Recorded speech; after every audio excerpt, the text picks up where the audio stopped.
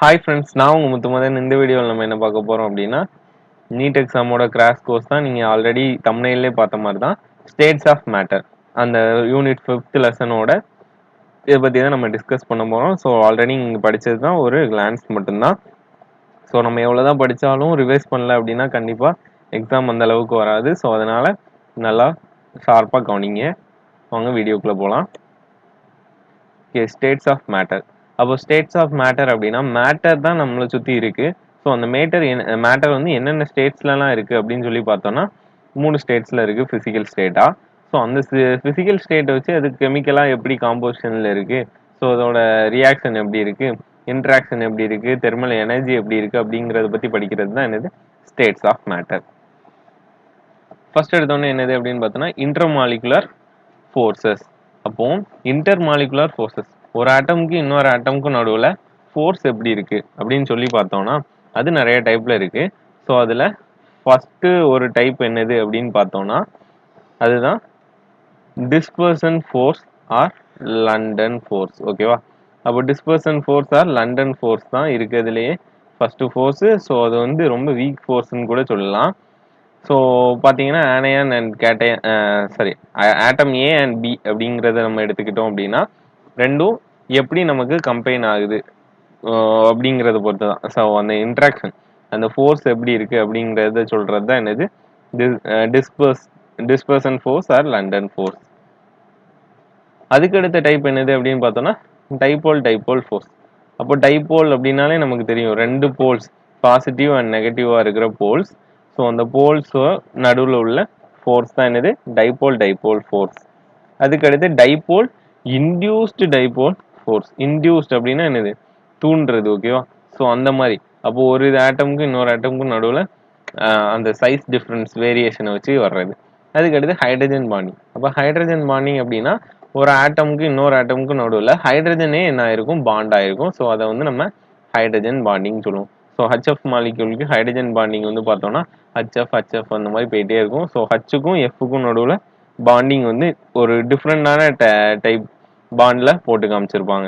So அதுதான் என்னது அப்படின்னு பார்த்தோன்னா ஹைட்ரஜன் பாண்டிங். அடுத்து தெர்மல் எனர்ஜி. அப்போ தெர்மல் எனர்ஜி அப்படிங்கிறது கண்டிப்பாக மேட்டருக்கு இருக்கும். ஸோ இப்போ தெர்மல் அப்படின்னா என்னது ஹீட் எனர்ஜி அப்படின்னு கூட சொல்லிக்கலாம். அதுக்கடுத்து intermolecular forces with thermal interaction. இப்போ இன்டர்மாலிகுலர் ஃபோர்ஸஸையும் தெர்மல் இன்ட்ராக்ஷன்ஸையும் நம்ம என்ன பண்ண போகிறோம் அப்படின்னா கம்பேர் பண்ணி பார்க்க போகிறோம். இப்போ எக்ஸாம்பிளுக்கு கேஸாக இருக்கு, அதை நம்ம லிக்யூடாக மாற்றுறோம், அதுக்கடுத்து சாலிடாக மாற்றலாம். ஸோ இது வந்து நமக்கு என்னன்னு சொல்லி தெரியும். Intermolecular interaction become stronger. அப்போ ஸ்ட்ராங்கராக இன்டர்மாலிகுலர் ஃபோர்ஸ் வந்து மாறிட்டு இருந்தது அப்படின்னா கேஸ் லிக்யூடாக மாறும், லிக்யூட் சாலிடாக மாறும். இப்போ நம்ம என்ன பண்ண போகிறோம் அப்படின்னா தெர்மல் எனர்ஜியை இன்க்ரீஸ் பண்ண போகிறோம். அப்போ தெர்மல் எனர்ஜி இன்க்ரீஸ் பண்ணுச்சுல சாலிடுங்கிறது லிக்யூடாக மாறும். எக்ஸாம்பிளுக்கு வாட்டருங்கிறதுல தெர்மல் எனர்ஜி இன்க்ரீஸ் பண்ணோம்னா சரி, லிக்யூட் சாலிடுக்கு நம்ம சொல்லுவோம் என்னது அப்படின்னா ஐஸ் கியூப் எடுத்து நம்ம ஹீட் பண்ணுறோம், அதான் தெர்மல் எனர்ஜி இன்க்ரீஸ் பண்ணுறோம் அப்படின்னா லிக்யூடாக மாறும். ஸோ அதை திரும்ப இன்னும் கொஞ்சம் எனர்ஜி இன்க்ரீஸ் பண்ணுச்சுல கேஸாக மாறிடும். ஓகேவா? ஸோ இதுதான் என்னது intermolecular forces versus thermal interaction. அதுக்கடுத்து இந்த கேசியஸ் ஸ்டேட்ஸ். இந்த கேசியஸ் ஸ்டேட்ஸ் எப்படி இருக்கும் அப்படின்னு சொல்லி தனியாக அதை மட்டும் கொடுத்துருக்காங்க. ஹைலி கம்ப்ரெசபிளாக இருக்கும், exert pressure equally in all direction. அப்போ ப்ரெஷருங்கிறது கண்டிப்பாக அங்கே இருக்கும், ஆனால் நார்மலாக இருக்கேச்சில் நமக்கு அதை வந்து நம்ம என்ன பண்ண முடியாது, ஃபீல் பண்ணவே முடியாது. Weak intermolecular force much lower density than the solid and liquid. Solid லிக்யூடை கம்பேர் பண்ணிச்சுல கண்டிப்பாக என்னவா இருக்கும், டென்சிட்டி கம்மியாக இருக்கும். அதுக்கடுத்து நோ டிஃபைன்டு சேஃப். அப்போ டிஃபைன் சேஃப் அண்ட் வால்யூம் இருக்காது. அப்போ எந்த இடத்துல இருக்கும் அந்த இடத்தோட ஷேப்பை எடுத்துக்கும், அந்த ஷேப் ஆஃப் த கண்டெய்னர் அப்படின்னு சொல்லிக்கலாம். அப்புறம் intermixture evenly and completely in the proportion with any mechanical eight. அப்போ மெக்கானிக்கல் இது எதுவுமே இல்லாமல் நம்ம என்ன பண்ணிடலாம், இதை இது பண்ணிடலாம். ஸோ அதுக்கடுத்து கேஸ் லா. ஓகேவா? அப்போ கேஸ் லா அப்படின்னு சொல்லி பார்த்தோம்னாலே நமக்கு ஒரு 3 லா தெரிஞ்சுக்க வேண்டியது. ஸோ அதில் ஃபர்ஸ்ட் ஒன்று இது என்னதுன்னு பார்த்தோம்னா இந்த மாதிரி P inversely proportional to V, constant T. Okay, constant என்ன, டெம்பரேச்சர் கான்ஸ்டன்டாக வச்சிருக்குச்சுல ப்ரெஷர் இன்க்ரீஸ் பண்ணோம்னா வால்யூம் வந்து என்ன ஆகும், டிக்ரீஸ் ஆகும் அப்படிங்கிறத சொல்றது. ஓகேவா? ஸோ இதை தான் நம்ம பாயில்ஸ் லா அப்படின்னு சொல்லுவோம். பாயில்ஸ் லாவை தான் பி இன்வெர்ஸ்லி ப்ரொபோர்ஷனல் டு அப்படின்னு சொல்லி வின்னு சொல்லுவோம். அப்போ நமக்கே தெரியும் ப்ரெஷரை இன்க்ரீஸ் பண்ணோம் அப்படின்னா என்ன அர்த்தம், எதையோ கம்ப்ரஸ் பண்ணுறோங்கிற மாதிரி சொல்லலாம். அப்போ வால்யூம் டிக்ரீஸ் தானே ஆகும். அப்போ P inversely proportional to V. So இப்போ பிக்கும் விக்கும் என்ன பண்ணியிருக்காங்க அப்படின்னா கிராஃப் பிளாட் பண்ணியிருக்காங்க. ஸோ அதுக்கடுத்து இங்கே பிக்கும் 1/விக்கும் கிராஃப் பிளாட் பண்ணியிருக்காங்க. ஸோ அதை வச்சு பார்க்கச்சில டெம்பரேச்சர் இங்கே கிராஃப் ஒன்று முடிச்சிருவோமே. டெம்பரேச்சர் ப்ரெஷர் வந்து இன்க்ரீஸ் ஆக வால்யூம் என்ன ஆகிட்டு இருக்கு, டிக்ரீஸ் ஆகிட்டு இருக்கு அப்படின்னு சொல்லி தெரிஞ்சிருச்சா. ஸோ அதை கிராஃபில் வந்து நம்ம என்ன பண்ணிட்டோம், சாட்டிஸ்ஃபை பண்ணிட்டோம். அதுக்கடுத்து ப்ரெஷர் இன்க்ரீஸ் ஆக 1/விங்கிறது என்ன ஆகுது, இன்க்ரீஸ் ஆகுது. அது டெம்பரேச்சர் வேரியாக என்ன ஆகுது, வால்யூம் வந்து கொஞ்சம் ரொம்ப கம்மியாகவே ப்ரெஷர் இன்க்ரீஸ் ஆகுது. ஓகே, பாயில்ஸ் லா வச்சு தான் நம்ம மெயினாக சொல்லணும். ஸோ டென்சிட்டி அப்படிங்கிறது நம்ம தெரிஞ்சிருக்கும். டென்சிட்டிங்கிறத மாஸ் பை வால்யூம் அப்படின்னு சொல்லி சொல்லுவோமா. ஸோ இப்போ வால்யூம்ங்கிறத என்னது, மாஸ் பை டென்சிட்டின்னு சொல்லி மாற்றிக்கலாமா. அப்போ வால்யூமுக்கு நம்ம என்ன பண்ணிக்கலாம், மாஸ் பை டென்சிட்டிங்கிறத யூஸ் பண்ணிக்கலாம். ஸோ அப்படி இல்லை அப்படின்னா நமக்கு தேவையான இதில் மாற்றிக்கலாம். ஸோ பாயில்ஸ் லா அடுத்து வர்றது என்னது அப்படின்னு பார்த்தோம்னா சார்லஸ் லா. அப்போ சார்லஸ் லாவும் என்னது, கேசியஸ் லா தான். ஓகேவா? அப்போ சார்லஸ் லா என்ன பண்ணுது அப்படின்னு பார்த்தோம்னா கான்ஸ்டன்ட் ப்ரெஷராக இருக்குச்சுல. ஓகேவா? ப்ரெஷரை கான்ஸ்டண்டாக வச்சிடுறாங்க, அங்கே டெம்பரேச்சரை கான்ஸ்டண்டாக வச்சிடுறாங்க பாயில்ஸ் லால. இங்கே சார்லஸில் ப்ரெஷர் கான்ஸ்டன்ட்டு, வால்யூமுக்கு டெம்பரேச்சர் வந்து என்னவா இருக்கும் அப்படின்னு பார்த்தோம்னா வால்யூமுக்கு டெம்பரேச்சர் டைரக்ட்லி ப்ரொபோர்ஷனலாக இருக்கும். இப்போ வால்யூம் இன்க்ரீஸ் ஆகுச்சுன்னா டெம்பரேச்சரும் இன்க்ரீஸ் ஆகுதுன்னு அர்த்தம். இதுதான் நிறையா சைக்கிள் டயர்ஸ் அந்த மாதிரி இதெல்லாம் வெடிக்கிறதுக்கு ரீசனாக இருக்கும். ஸோ இப்போ அதில் சைக்கிள் டயர்ஸ்லாம் என்ன இருக்கும், கேஸ் இருக்கும். ஸோ அந்த கேஸ் வந்து நம்ம வெளியில் ஹீட்டில், அதாவது வெயில் அடிக்கிற இடத்துல விட்டுருந்தோம் அப்படின்னா ப்ரெஷருக்கு, அதாவது அந்த கேஸ் வந்து எக்ஸ்டெண்ட் ஆகும். ஸோ வால்யூம் இன்க்ரீஸ் ஆகும். ஸோ அப்போ ஹீட் அதிகமானால் வால்யூம் இன்க்ரீஸ் ஆகும், ப்ரெஷர் வந்து கான்ஸ்டண்டாக இருக்கும். ஓகேவா? ஸோ அது சொல்றது என்னது அப்படின்னு பார்த்தோம்னா சார்லஸ் லா. அடுத்து கை லூகாஸ் லா. அப்போ கை லூகாஸ் லா அப்படிங்கிறது என்னது, மித்த ரெண்டையும் நம்ம கம்பேர் பண்ணிட்டு வால்யூமை என்ன பண்ணிட்டோம், கான்ஸ்டண்டாக வைக்கும். அங்கே இதில் டெம்பரேச்சரை கான்ஸ்டண்டாக வச்சோம், ரெண்டாவதுல ப்ரெஷரை கான்ஸ்டண்டாக வச்சோம், இங்கே வால்யூமை கான்ஸ்டண்டாக வச்சோம். அப்போ வால்யூமை கான்ஸ்டண்டாக வைக்கச்சில ப்ரெஷருக்கும் டெம்பரேச்சருக்கும் பார்த்தோம் அப்படின்னா ஈக்குவலாக இருக்குது. அப்போ டெம்பரேச்சர் இன்க்ரீஸ் ஆகுச்சுன்னா ப்ரெஷர் இன்க்ரீஸ் ஆகுது அப்படிங்கிற மாதிரி இங்கே கொண்டு வந்திருக்கோம். ஸோ அதை வந்து கைஸ் லூகாஸ் லா அப்படின்னு சொல்லி சொல்கிறோம். ஸோ அந்த 3 ஈக்குவேஷன் தான் என்னது, கேசியஸ் லா ஈக்குவேஷன். அவங்க அடுத்து அவகேட்ரோ லா. அப்போ அவகேட்ரோ அப்படிங்கிறது எப்பவும் என்ன சொல்லுவார் அப்படின்னு பார்த்தோம்னா இந்த மோல்ஸ் கான்செப்டை கொண்டு வரவர். ஸோ இப்போ மோல் கான்செப்ட் தான் இங்கே முக்கியம். ஸோ இப்போ மோல் வந்து வால்யூமுக்கு என்னது, டைரக்ட்லி ப்ரொபோர்ஷனல். இங்கே டெம்பரேச்சர் அண்ட் ப்ரெஷர்ஸ் ரெண்டையுமே என்ன பண்ணிட்டாங்க அப்படின்னா கான்ஸ்டண்டாக வச்சுட்டாங்க. ஓகேவா? அப்போ வால்யூம் அதுக்கப்புறம் என்னது, மோல்ஸ். அப்போ மோல்ஸ் இன்க்ரீஸ் ஆச்சுன்னா வால்யூமும் இன்க்ரீஸ் ஆகும்.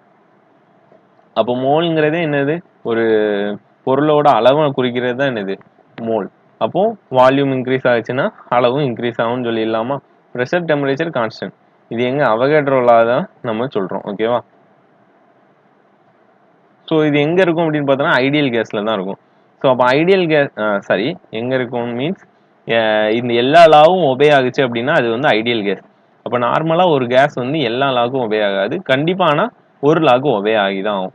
ஸோ எல்லா லாக்கும் ஒபே ஆகுறது ஐடியல் கேஸ்ன்னு சொல்லுவோம். அப்போ ஐடியல்ங்கிற ஒன்று நம்ம வந்து கிடையாது அப்படிங்கிற மாதிரி சொல்லிக்கலாம். ஓகே, அதுக்கடுத்து ஐடியல் கேஸ் ஈக்குவேஷன். அப்போ ஐடியல் கேஸ் ஈக்குவேஷன் அப்படின்னாலே நமக்கு நார்மலாக தெரிஞ்சது என்னது, பிவி = என்ஆர்டி. அதான் ஃபைனல் ஃபார்முலா. ஓகேவா? ப்ரெஷர் வால்யூம் என்னது, ஆர்டி அப்படிங்கிற கான்ஸ்டன்ட் கூட மோல்ஸ் மட்டும் போட்டிருப்போம். ஸோ பிவி = என்ஆர்டி மட்டும் தெரிஞ்சு வச்சுக்கோங்க, இதுவே நமக்கு மெயினாக உள்ளது.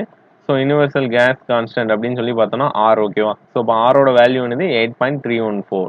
டெம்பரேச்சர் எப்போவுமே ரூம் டெம்பரேச்சர் தான் யூஸ் பண்ணுவோம், அது கெல்வின்ல யூஸ் பண்ணுவோம் 298. ஓகேவா? ஸோ நம்ம இப்போ 3 லா பார்த்தோம், அந்த 3 லாவையும் இங்கே கொடுத்துருக்காங்க, Boyle's law, Charles law, Avogadro law. So அந்த 3ஐயும் கம்பேர் பண்ணி வந்தது தான் என்னது, ஐடியல் கேஸ் ஈக்குவேஷன். ஸோ அப்போ நம்மளை ஃபர்ஸ்டே சொல்லியிருந்தோமா, ஐடியல் கேஸ் அப்படிங்கிறது எல்லா ஈக்குவேஷனையும் ஒபே பண்ணும். ஸோ அதனால ஐடியல் கேஸ் ஈக்குவேஷன் எல்லாத்தையும் கம்பைன் பண்ணி இருக்கு. ஸோ இதை கம்பைன்டு கேஸ்லான்னு சொல்லலாம். ஓகேவா? ஓகே, அதுக்கடுத்து relationship between molar mass and density. அப்போ மோலார் மாஸ் அப்படிங்கிறதுக்கு ஃபார்முலா நம்ம என்ன சொல்லலாம் அப்படின்னு பார்க்கலாம். டென்சிட்டிக்கு மாஸ் பை வால்யூம் அப்படின்னு சொல்லலாமா? ஸோ இப்போ மோலார் மாஸையும் டென்சிட்டியும் கம்பேர் பண்ணி என்ன பண்ணியிருக்காங்க அப்படின்னா dt by p is equal to constant சொல்லி எடுத்தா இந்த மாதிரி வரும்னு கண்டுபிடிச்சிருக்காங்க. ஓகேவா? ஸோ அதுக்கு அடுத்து Dalton law of partial pressure. அப்போ பார்ஷியல் ப்ரெஷர் அப்படிங்கிறத நம்ம மொத்தத்தையும் ஆட் பண்ணோம் அப்படின்னா நமக்கு டோட்டல் ப்ரெஷர் கிடைக்கும் அப்படிங்கிறத கண்டுபிடிச்சிருக்காங்க. ஸோ இப்போ total pressure equal to P1 + P2 + P3 இந்த மாதிரி எத்தனை ப்ரெஷர் இருந்தாலும் அவ்வளோத்தையும் ஆட் பண்ணோம்னா அது டோட்டல் ப்ரெஷர். கான்ஸ்டன்ட் என்னது? டெம்பரேச்சர் அண்ட் வால்யூம் அப்படின்னு சொல்லி கொடுத்துருக்காங்க. அடுத்து partial pressure in term of mole fraction. Mole ஃப்ராக்ஷனுங்கிறது ரொம்ப முக்கியம். மோல் ஃப்ராக்ஷனுங்கிறத நம்ம எக்ஸ்ன்னு சொல்லுவோம். ஸோ அதாவது partial pressure in terms of mole fraction அப்படின்னு வரச்சுல PI is equal to XI into total pressure. Total ப்ரெஷருக்கு என்னன்னு சொல்லி வேணும்னா நம்ம அதை கவுண்ட் பண்ணி போட்டுக்க வேண்டியதான். அடுத்து kinetic energy and molecular speed. அப்போ ஒரு மாலிகுல் இருக்கு அப்படின்னா அதுக்கு கண்டிப்பாக கைனெட்டிக் எனர்ஜி இருக்கும். அதாவது மூவ் ஆன் ஆகிட்டே தான் இருக்கும். மேட்டர்ஸ் ஆர் கண்டினியூஸ்லி மூவிங் அப்படிங்கிறது தான் நம்ம எப்போவுமே படிச்சிருப்போம். ஏன் அப்படின்னா அதுக்கு ஒரு கைனெட்டிக் எனர்ஜி இருக்கும். ஸோ அதுக்கு கைனெட்டிக் எனர்ஜி அதிகமானால் ஃபாஸ்ட்டாக மூவ் ஆகும். ஸோ அப்போ மாலிகுலார் ஸ்பீட். அப்போ மூவ் ஆகுறதுக்கு ஒரு ஸ்பீட் இருக்குமா? ஸோ அது ஸ்பீட் எப்படி இருக்குது அப்படின்னு சொல்லி பார்க்கலாம். ஓகேவா? இந்த ஆவரேஜ் ஸ்பீட் ஆஃப் மாலிகுலர் அப்படின்னு மாலிகுல்ஸ்ன்னு போட்டோம்னா UAV அப்படின்னு சொல்லி கொடுத்துருக்காங்களா? அப்போ UAV அப்படிங்கிறது எதை பொறுத்து இருக்கு? U1 + U2 அந்த மாதிரி எவ்வளோ இண்டிவிஜுவல் பார்ட்டிகிள்ஸ்க்கு இருக்கிற ஸ்பீடையும் டிவைடட் பை என்னது N, அதாவது ஆவரேஜ் மாதிரி ஆவரேஜ் ஸ்பீட் அப்படிங்கிறத கால்குலேட் பண்ணுறோம். ஓகேவா? அடுத்து Maxwell Boltzmann distribution of speed. அப்போ ஸ்பீடுங்கிறத மேக்ஸ்வெல் எப்படி சொல்கிறாரு அப்படின்னு சொல்லி பார்த்தோம்னா இந்த கிராஃபை தான் வச்சு நம்ம எக்ஸ்பிளைன் பண்ணோம். அப்போ மேக்ஸ்வெல் போல்ட்ஸ்மேன் டிஸ்ட்ரிபியூஷன் ஆஃப் ஸ்பீடுக்கு நம்ம என்ன பண்ணுறோம் அப்படின்னா speed versus number of molecule அப்படிங்கிறதுக்கு கிராஃப் பிளாட் பண்ணுறோம். இந்த கிராஃப் பார்த்துக்கோங்க. அப்போ என்ன ஆகுது? ஸ்பீடு இன்க்ரீஸ் ஆக நம்பர் ஆஃப் மாலிகூல்ஸ் இன்க்ரீஸ் ஆகி அதுக்கடுத்து டிக்ரீஸ் ஆயிடுது. ஓகேவா? அப்போ கண்டினியூஸாக ஒரே மாதிரி நடக்க மாட்டேங்குது. ஸோ அதுக்கடுத்து திரும்ப இன்னொன்று என்னது? டெம்பரேச்சரை மாற்றுறோம். ஸோ டெம்பரேச்சரை மாற்றச்சில ஸ்பீடு இன்க்ரீஸ் ஆக ரொம்ப நம்பர் ஆஃப் மாலிகூல் இன்க்ரீஸ் ஆகி அடுத்து டிக்ரீஸ் ஆயிடுச்சு. ஸோ அந்த பீக்கு தான் என்னது அப்படின்னு பார்த்தோம்னா ஆவரேஜ். ஓகேவா? ஸோ அந்த சென்டரில் லைன் ட்ரா பண்ணியிருக்காங்களா? ஸோ அதுதான் ஆவரேஜ் ஸ்பீடை நம்ம என்ன பண்ணிடலாம்? இந்த கிராஃப்லேருந்து கால்குலேட் பண்ணிடலாம். ஸோ அதுக்கடுத்து அதாவது அது நார்மலாக சொல்லியிருக்காங்க, இங்கே மாலிகுலார் ஸ்பீடு சொல்லியிருக்காங்க. ஸோ ரெண்டுக்குமே அதே தான். அப்போ டெம்பரேச்சரை மாற்ற நமக்கு வேற மாதிரி கிடைக்கி. ஸோ அப்போ ஆவரேஜ் ஸ்பீடு வேணும் அப்படின்னா UAV அப்படிங்கிறத நம்ம என்ன பண்ணிக்கலாம்? கால்குலேட் பண்ணிக்கலாம். இங்கே நைட்ரஜனுக்கும் குளோரினுக்கும் கொடுத்துருக்காங்க. ஓகேவா?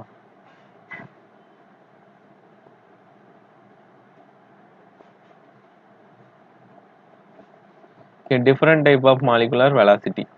மாலிகுலர் வெலாசிட்டி சொல்லி கொடுத்துருக்காங்க. மோஸ்ட் ப்ராபபிள், அதுக்கப்புறம் average velocity, most probable velocity, average velocity, root mean square velocity. So இப்போ இந்த 3 வேல்யூ மட்டும் படித்து வச்சுக்கோங்க. ஃபர்ஸ்ட் என்னது? Most probable. So MP U அப்படிங்கிறது ஸ்பீடு, அதை வெலாசிட்டின்னு சொல்லலாம். Is equal to square root of 2RT/m. அப்போ 2RT/m அப்படின்னா அது வந்து என்னது? Most probable. அதுக்கப்புறம் ரூட் ஆஃப் 8RT/m அப்படின்னு சொல்லி போட்டோம்னா ஆவரேஜ் வெலாசிட்டி. அதுக்கடுத்து ரூட் ஆஃப் 3RT/m அப்படின்னு போட்டோம்னா என்னது? Root mean square velocity. இந்த மூணையும் நம்ம வச்சு கால்குலேஷன்ஸ்க்கு யூஸ் பண்ணுவோம். அதுக்கடுத்து kinetic molecular theory of gases. Kinetic molecular theory, நம்ம கைனெட்டிக்ஸ் அப்படிங்கிறதுனா என்னன்னு தெரியும். ஸோ அந்த மாலிகுலர் தியரியில் கேஸியஸில் நம்ம பார்க்க போகிறோம். ஏன் அப்படின்னா கேஸ் தான் என்னது? மூவ் ஆகிட்டு இருக்கும் எல்லாத்தோட. சாலிட் லிக்யூட கம்பேர் பண்ணச்சில கேஸ் தான் நல்லா மூவ் ஆகும். ஸோ அதுக்கு நம்ம கைனெட்டிக் மாலிகுலர் தியரி பார்க்க போகிறோம். ஓகே, கைனெட்டிக் மாலிகுலர் தியரி அப்படிங்கிறத வச்சு தான் நமக்கு அதோட மூவ்மெண்ட்டை நம்ம படிக்கிறோம். ஓகேவா? ஸோ அவ்வளோதான். இதுலேருந்து நமக்கு தெரிஞ்சுக்கிறது என்னது? PV is equal to nRT அப்படிங்கிறது ஐடியல் கேஸ் ஈக்குவேஷன். இங்கே நம்ம கைனெட்டிக் கேஸ் ஈக்குவேஷன் மட்டும் நம்ம தெரிஞ்சுக்குவோம். PV is equal to 1/3 mNc². அப்போ நார்மலா கைனடிக் எனர்ஜிக்கு ஃபார்முலா என்னது, half mv² வருமா. ஸோ அந்த ஃபார்முலாவையும் கைனடிக் ஐடியல் கேஸ் ஈக்குவேஷனையும் கம்பேர் பண்ணி என்ன பண்ணியிருக்காங்க, கைனடிக் கேஸ் ஈக்குவேஷன் ஃபார்ம் பண்ணியிருக்காங்க. ஓகேவா. பிஹேவியர் ஆஃப் ரியல் கேஸஸ், அதுக்கு அடுத்து deviation from of ideal gas behaviour. Okay, real gas அதுக்கப்புறம் ஐடியல் கேஸ் பிஹேவியரை எப்படி நம்ம மெஷர் பண்ணலாம் அப்படின்னு பார்த்தோம்னா, ஃபர்ஸ்ட் ரியல் கேஸ். அப்போ ரியல் கேஸ்னா இந்த gas which obey the gas law only at lower pressure and high temperature are call என்னது ரியல் கேஸ். அப்போ ரியல் கேஸ்னா கண்டிஷன் இருக்கு. Van der Waals equation or equation of states of real gas அப்படின்னு சொல்லி பார்த்தோம்னா, ஸோ அதில் நம்ம சப்ஸ்டியூட் பண்ணியிருக்கோம். ஓகேவா. இப்போ வாண்டர்வால்ஸ் கான்ஸ்டன்ட் அப்படின்னு சொல்லிட்டு இங்கே இருக்கிற ஏ அண்ட் பிஏ சொல்லுவோம். ஸோ அது என்ன அப்படின்னு சொல்லி பார்த்தோம்னா, measure of magnitude of attractive force அப்படிங்கிறது ஏன்னு சொல்லுவோம். அதுக்கு measure of effective size of the gas molecule, அதை வந்து நம்ம பின்னு சொல்லுவோம். ஸோ இப்போ ஏபிங்கிறது ஒரு மாலிகூலுக்கு கான்ஸ்டண்டாக இருக்கும் அப்படிங்கிறத நம்ம சொல்லலாம். அடுத்து கம்ப்ரஸபிலிட்டி ஃபேக்டர். அப்போ கம்ப்ரஸபிலிட்டி ஃபேக்டர் அப்படிங்கிறது இசட்டுங்கிறது நம்ம சொல்கிறோம். So PVC equal to NRT அதே ஃபார்முலா தான், அதை இசட்டுக்கு கன்வெர்ட் பண்ணி வச்சுருக்கோம். ஓகேவா. ஆக்சுவலாக பிவிசி ஈக்குவல் டு இசட்என்ஆர்டின்னு வரும். அந்த இசட்டை மட்டும் வச்சுட்டு என்ஆர்டி எங்கிட்ட கொண்டு போய்க்கலாம். Z does not equal to அது நாட் ஈக்குவல் டு ஒன்றா இருந்ததுன்னா ideal case, doesn't equal to ஒன்றா இருந்ததுன்னா அது என்னது ரியல் கேஸ். அப்போ ரியல் கேஸ்க்கு தான் நம்ம மெயினாக பார்ப்போம். அடுத்து லிக்யூஃபிகேஷன் ஆஃப் கேஸ். அப்போ கேஸை லிக்யூஃபிகேஷன் பண்ணுறோம் அப்படின்னா கேஸ்லேருந்து லிக்யூடாக எப்போ மாறும், ஒரு டெம்பரேச்சர்ஸை நம்ம என்ன பண்ணணும், குறைக்கணும். ஓகேவா. அப்போ டெம்பரேச்சரை குறைக்கிறதுக்கு பேர் என்னது அப்படின்னு பார்த்தோம்னா கிரிட்டிக்கல் டெம்பரேச்சர்னு சொல்லுவோம். அதாவது நம்ம டெம்பரேச்சரை மாற்றி நம்ம என்ன பண்ண போகிறோம், நமக்கு தேவையான ஃபார்முக்கு கொண்டு வர போகிறோம் கேஸை. ஸோ அதுக்கடுத்து லிக்யூட் ஸ்டேட். கேசியஸ் ஸ்டேட் முடிஞ்சிச்சு, இப்போ லிக்யூட் ஸ்டேட். ஓகேவா. ஸோ இப்போ லிக்யூட் ஸ்டேட் அப்படிங்கிறது எதை பொறுத்து இருக்க போது, அந்த கேசியஸ் ஸ்டேட்டை கம்பேர் பண்ணச்சுல இது வந்து மாலிகுலர் ஃபோர்ஸ் வந்து கொஞ்சம் பக்கத்தில் இருக்கும். அதுக்கடுத்து வேப்பர் ப்ரெஷர். லிக்யூட் ஸ்டேட்டுக்கு வேப்பர் ப்ரெஷர் அப்படிங்கிறது ஒன்று வரப்போகுது. ஸோ இப்போ வேப்பர் ப்ரெஷர் அப்படிங்கிறது என்னது அப்படின்னா, ஒரு லிக்யூடுக்கு மேலே இருக்கிற ப்ரெஷரை தான் நம்ம வேப்பர் ப்ரெஷர் அப்படின்னு சொல்லி சொல்லுவோம். அதாவது லிக்யூடு வந்து வேப்பர் ஆகிட்டே இருக்குமா, ஸோ அது வந்து அந்த சர்ஃபேஸில் மட்டும் எவ்வளோ வேப்பர்ஸ் இருக்குது அப்படிங்கிறது வேப்பர் ப்ரெஷர்னு சொல்லுவோம். அதுக்கடுத்து பாயிலிங் பாயிண்ட். பாயில் ஆகுறது அந்த பாயிண்டை தான் நம்ம பாயிலிங் பாயிண்ட்னு சொல்லுவோம். அப்போ ஸ்டாண்டர்ட் பாயிலிங் பாயிண்ட் அப்படின்னு பார்த்தோம்னா வாட்டருக்கு நம்ம 100ன்னு சொல்லி சொல்லுவோம். அது ஏன் அப்படின்னு பார்த்தோன்னா வாட்டரில் இருக்கிற அவ்வளோ மாலிகூல்ஸும் எப்போ கைனடிக் எனர்ஜியை ரீச் பண்ணுதோ அதுதான் நம்ம பாயிலிங் பாயிண்ட் அப்படின்னு சொல்லி சொல்லுவோம். அடுத்து சர்ஃபேஸ் டென்ஷன்.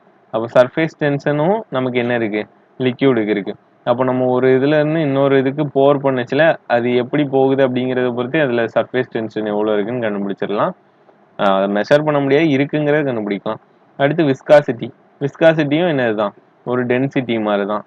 அதுக்கடுத்து டென்சிட்டி அப்படிங்கிறதும் வரும். Effect of temperature. அப்போ டெம்பரேச்சர் இன்க்ரீஸ் பண்ணோன்னா என்ன ஆகும், நம்ம கேஸ் லிக்யூடாக இருந்தது கேஸாக மாறிடும். ஸோ இது வரைக்கும் இந்த வீடியோ பார்த்ததுக்கு தேங்க்யூ ஃப்ரெண்ட்ஸ். இந்த மாதிரி உங்களுக்கு வேறு வேறு லெசன்ஸ் அடுத்தடுத்த லெசன், அதாவது 30 லெசன்ஸ் இருக்குது 11th and 12th. ஸோ அதை மொத்தத்தையும் நீங்கள் பார்க்கணும் அப்படின்னா பிளேலிஸ்ட்டோட லிங்க்கை நான் டிஸ்கிரிப்ஷனில் கொடுக்குறேன். ஸோ போட்ட வரைக்கும் லெசன் பார்த்துக்கோங்க. நான் முடிஞ்ச வரைக்கும் சீக்கிரமாக போடுறேன். தேங்க்யூ.